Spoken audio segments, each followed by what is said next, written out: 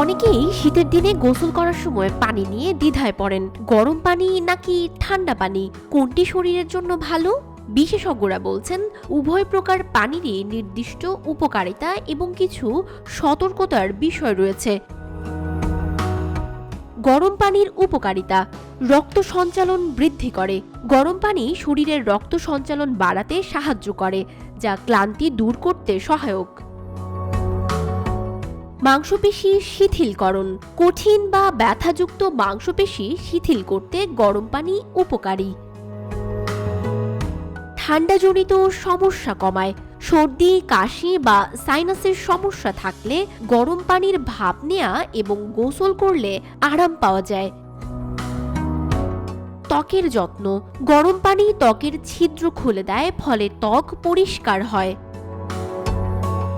শীতে ঠান্ডা পানির উপকারিতা: ইমিউন সিস্টেম উন্নত করা। ঠান্ডা পানি শরীরের প্রতিরোধ ক্ষমতা বাড়াতে সাহায্য করে।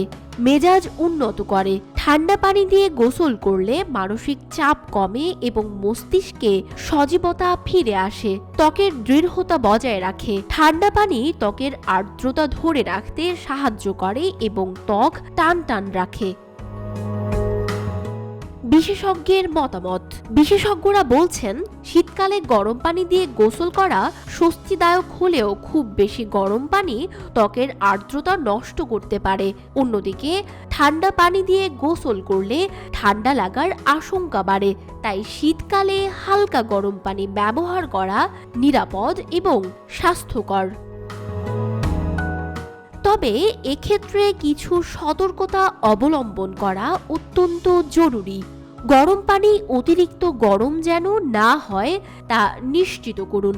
দীর্ঘ সময় গরম পানি ব্যবহার থেকে বিরত থাকুন। বিশেষ করে শিশু ও বয়স্কদের ক্ষেত্রে হালকা গরম পানি ব্যবহারই ভালো।